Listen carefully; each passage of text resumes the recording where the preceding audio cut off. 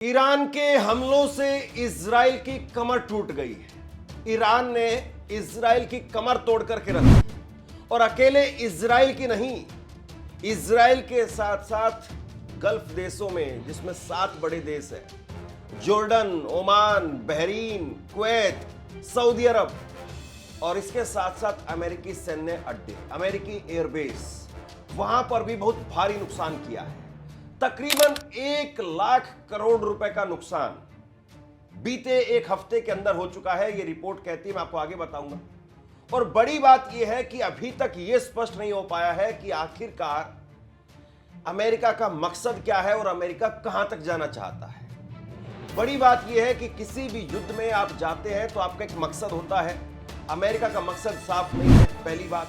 दूसरी बात यह है कि मकसद पूरा हो भी जाएगा, उसके बावजूद इस बात का आकलन भी होगा कि आप इस युद्ध में कितना आपने खोया और कितना आपने पाया।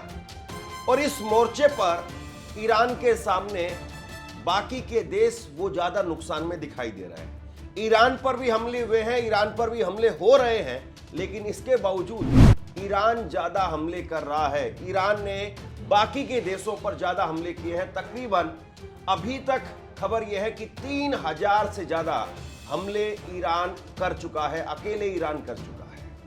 अब ऐसे में बड़ा सवाल यह है कि अमेरिका के हाथ अभी तक क्या लगा है।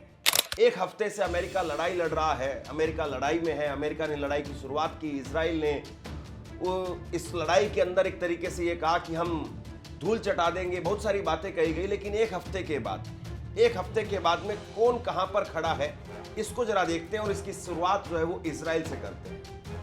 इजराइल, उसका बीते एक हफ्ते के अंदर तकरीबन 24,900 करोड़ रुपए का नुकसान हुआ है। 24,900 करोड़ रुपए का नुकसान हुआ है, जिसमें बिल्डिंगें वो तबाह हो गई हैं, एयर स्पेस बहुत सारे उन पर नुकसान हुआ है, व्यापार वो ठप हो गया है, एकदम से ठप हो गया है। इसके बाद में दूसरा बड़ा नुकसान हुआ है वो संयुक्त अरब अमीरात का, यूएई का हुआ है। संयुक्त अरब अमीरात की अगर बात करें तो 16,000 करोड़ रुपए से लेकर के तकरीबन 33,000 करोड़ रुपए का नुकसान यहां पर यूएई का हुआ है।